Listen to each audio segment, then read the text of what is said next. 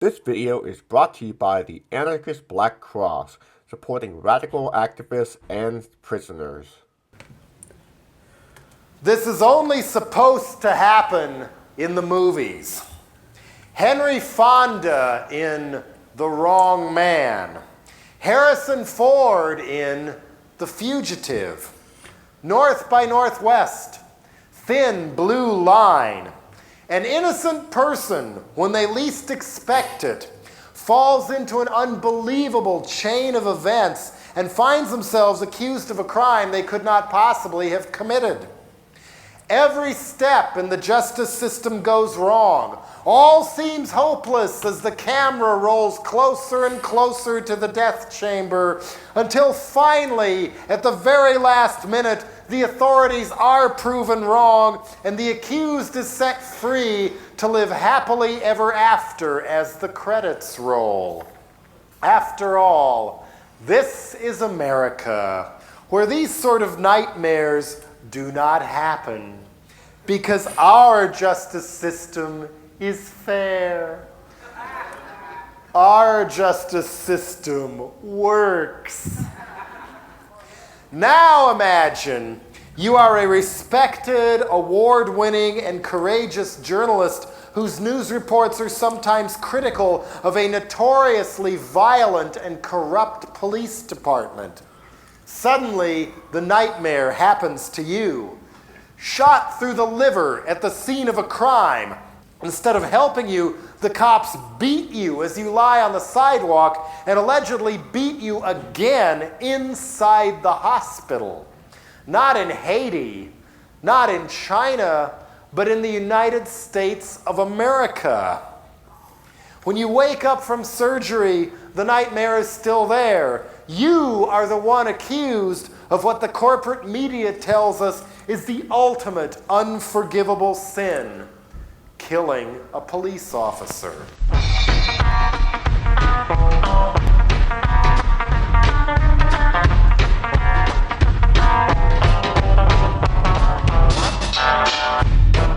You know, there's a difference between killing a police officer and killing a black man. You can choose to be a police officer as an occupation. You can't choose to be a black man in a white supremacist society. A police officer benefits within the white supremacist society. There's been a long history of criminalization of black people since before slavery. First on the Kelly File tonight, remember Mumia Abu-Jamal? He is the convicted cop killer who was defended on his death sentence by a guy President Obama nominated for a top DOJ position. Well, Republicans and Democrats ultimately united to kill that nomination. But now it seems a California labor union is upset that a school district out west might not want to teach children that Abu-Jamal is some kind of hero. You see, this man's case has long been a cause célèbre for many on the left who believe he was railroaded because of his race. Now keep in mind, he was convicted of shooting Officer Daniel Faulkner 5 times, including in the face while the police officer was down, and his guilt was repeatedly upheld by several courts. My next guest believes that Abu-Jamal is not only innocent, but is similar to Dr. Martin Luther King Jr. She wants this lesson taught to children. Joanna Fernandez is a history professor and one of the coordinators for the campaign to bring Mumia home. Man, it's good to see you tonight. And so he was convicted. His guilt was upheld repeatedly, even though his death sentence was overturned, so the courts gave him a fair shot. Why on earth would you want to see children taught that this man is in any way like Dr. Martin Luther King? Well, I think it's important to note that the racially coded language that's used in the media to describe Mumia Abu-Jamal, like a convicted cop killer, thug, militant, these words essentially stand in the way of really exploring what happened in this case. Well, thug and militant are two descriptive terms, but convicted cop killer is factual. Well, I think that the reason why the facts of this case haven't come to light is because of the influence of the Fraternal Order of Police on the prosecution, the judge, and the jury during this case. Let me give you a sense of one of the most important facts about this case. There was a fourth person at the scene of the crime who was identified as the shooter by 4 witnesses. That person was seen running away from the scene of the crime and was identified as the shooter, but the presence of the fourth person on the scene of the crime was suppressed by the prosecution and by the judge. All right, but let me set the record straight on that, because that argument was raised before a judge who examined the record and rejected it out of hand. Moreover, the weapon that killed Officer Faulkner was found on Mumia. Moreover, several witnesses testified they saw him shoot Officer Faulkner 5 times. Moreover, they testified at trial they heard him confess to it and refer to police in very derogatory terms. The evidence was there. A jury of his peers heard him and convicted him, including 10 white jurors and 2 black jurors, and that conviction was upheld repeatedly. Even though, if I accept everything you said, there's at a minimum controversy over the man. Why would you want students being taught that he has anything in common with MLK? Well, for one, white supremacists treat Martin Luther King and Mumia Abu-Jamal exactly the same. White supremacists want Mumia Abu-Jamal to die. And I mean, James Earl Ray killed Martin Luther King, so you have that as well. And it's kind of fucking ironic that the FBI posts on their Facebook and Twitter every single year on Martin Luther King Day, Happy Martin Luther King Day. It's kind of disrespectful in a way. In fact, I don't think a majority of white people in America even know who Martin Luther King was and what he stood for. 15 of the police officers who collected evidence in Mumia's case were jailed, convicted for tampering with evidence, for corruption. And in this case, it's part of the record to your own opinion, but not to your own. The appeals court did not find that persuasive, man. Part of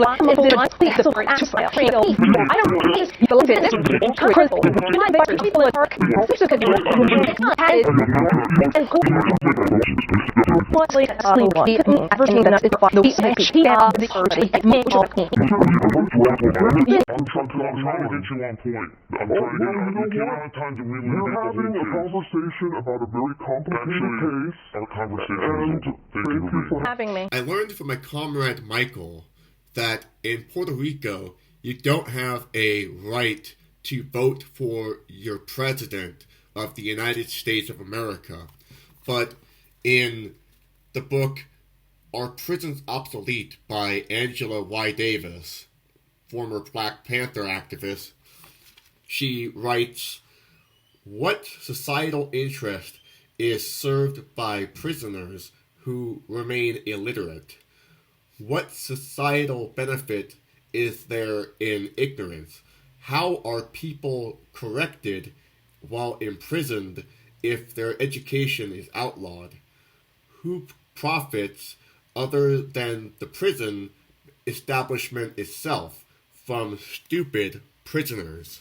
In other words, education is outlawed within the prison industrial complex, and the prisoners don't have a right to an education system. Former Black Panther, journalist, activist, and political prisoner Mumia Abu-Jamal may still have a chance to regain his freedom one day. Last week, a Philadelphia Commons plea court judge ruled that Mumia Abu-Jamal can re-argue an appeal before the Pennsylvania Supreme Court. Judge Leon Tucker cited that then Chief Justice Ronald D. Castile did not recuse himself due to his prior role as Philadelphia's district attorney when Abu-Jamal initially appealed his case.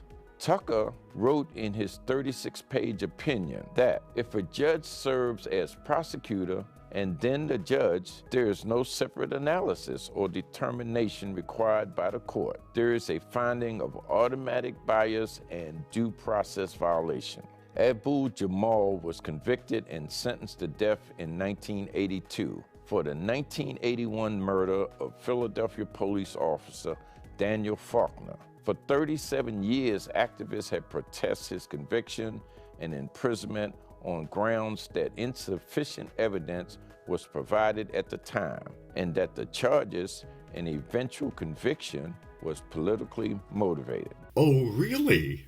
So you mean to tell me that Mumia Abu-Jamal's trial was biased this whole time, and that he may actually have a chance of actually breaking out of prison after all this time? I think it's time we have a talk about political prisoners. Political prisoners are people who are activists, and they are sent to prison for their political activism, and they are sent to prison on false charges. Sometimes there are exceptions to this rule, sometimes they mix some things around, but usually that's the case. And it's really important that we stand in solidarity with political prisoners because they can't vote. They can't advocate for themselves. They have no free speech. They can't even have an education. They can't strike. They can't even make YouTube videos like we can. A lot of the time they're stuck within the slave state that is the prison industrial complex, serving McDonald's and Whole Foods and Walmart. They're serving them, and they're making less than a penny an hour until the rest of their lives. I'm going to try to say this person's name because I don't want to mess it up. Jamil Abdullah Al-Amin Imam. So that's his person's name, formerly known as H. Rap Brown. So he was a black liberation leader, serving a chairman of a student nonviolent coordinating chair committee late in the Black Panther Party. And he converted to Islam and became an imam. So sounds pretty innocent, right? Well, what happened was, in 1992 to 1997, he was framed for 14 homicides in Atlanta. And the Atlanta police investigation ended the investigation in August of 1997 without even charging him of any crimes. But they still convicted him of having government conspiracy. So they charged him with government conspiracy, but they didn't even charge him with any crimes. So he went to prison for having government conspiracy, but he was charged for having 14 homicides, but he was cleared of those 14 homicides, even though he was a non-violent activist? What the fuck? You have no criminal record. Ballistics tests don't add up. There is plenty of evidence that you did not and could not commit this crime, but the nightmare just gets worse. Evidence that could clear you disappears. Witnesses disappear. A judge who has sentenced more than twice as many people to death than anyone else in the United States denies you a competent lawyer and denies you the right to defend yourself. Appeals are denied by the very judges who ruled the opposite way in almost identical cases. Not in Mexico, not in Nigeria, but in the United States of America. And unlike the movies, this time a headline-hungry governor salivates like a giggling crocodile, eager to put a black man to death with a stroke of a pen to hold up as a trophy to enhance his political career. Why are they so afraid of him? Of his voice? Of his way with words? To the point where even a poem about him and the frightening government lawlessness in his case is banned from National Public Radio?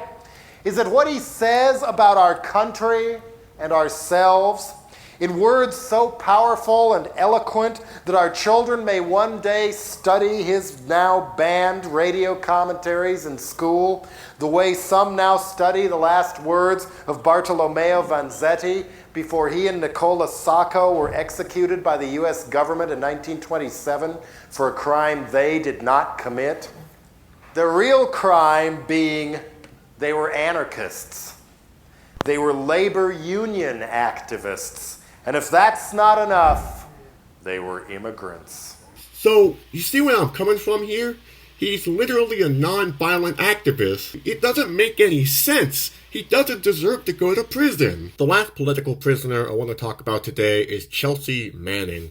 Chelsea Manning released some very valuable information for us all to know about the U.S. government and the military-industrial complex. Through WikiLeaks, Manning released a video showing soldiers shooting unarmed civilians in Baghdad. Haven't seen anything since then. Just fucking, once you get on them, just open them up. Yeah, Roger. I see your element. You got about 4 Humvees out along this. You're clear. All right, firing. Line here. When the space line, let me know when you have it. One shoot. Light them all up. 202 traffic, 260. Come on, fire. Hey, Roger. Keep shooting. Keep shooting. Bushmaster 2-6. We need to move time now. Alright, we just engaged all 8 individuals. And then she also released Afghan war diary of uninvestigated civilian casualties and contractor abuse. So you see, these revolutionaries, they don't get a fair trial, and so because they are who they are, they get harsher punishments in this white supremacist legal system. I wrote a letter to Mumia Abu-Jamal. I'm not going to read it to you. It's my personal letter. But I highly recommend that you write to your local political prisoner. And also, I highly recommend that you pick up Mumia Abu-Jamal's book, Have Black Lives Ever Mattered? Because it's a really good book. It's basically a collection of his writings, basically starting from 1998 all the way to post-Ferguson, his thoughts on Trayvon Martin. And, you know, it's very compassionate, you know, and he basically gave me, you know, some insight on how I should feel about Ferguson, and I definitely agree with him. The police are committing mass genocide on black people. If you are killing a child for, you know, for something as small as robbing like a candy store, a liquor store for a candy, like you should not have a job. In fact, actually, if I'm being honest with you, since I'm an anarchist, you should not exist. Straight up should not exist. I don't think cops should exist, period. It's an unjustified hierarchy. The police system should be abolished, and if what we should do instead of a police system is we should arm the working class. We should arm immigrants. We should arm black and brown folks. We should arm homeless folks. We should arm queer folks. We should arm those who need to be liberated. We should arm those who are affected by the violence by ICE.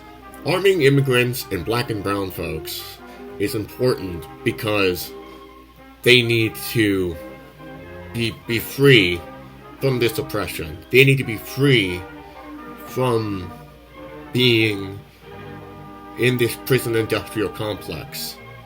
They need to be free from the shackles of capitalism. They need to be free from the police industrial complex. They need to be free from the restrictions that are placed in territories like Puerto Rico.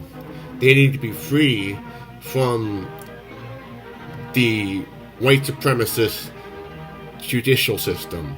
They need to be free from imperialism once and for all, and we need to one day hopefully overthrow the United States of America. And I think it's important that we get in contact with our political prisoners like Mumia Abu-Jamal, so that hopefully one day when we break them free, that there will be a future for them to look forward to. Now, if you want to send a letter to Mumia Abu-Jamal, here is a address for you to send your letter to Mumia Abu-Jamal. If you want to send a letter to Jamil, you can send it to Jamil here, Or if you want to send a letter to Chelsea Manning, you can send a letter to Chelsea Manning. Or you can go to the description to the Anarchist Black Cross and go to any of the lists and check out the other political prisoners that need your company and solidarity. Anyway, comrades, I'm gonna go mail this letter to Mumia Abu-Jamal, cause he needs me, and you should get on it yourselves. Take care, comrades.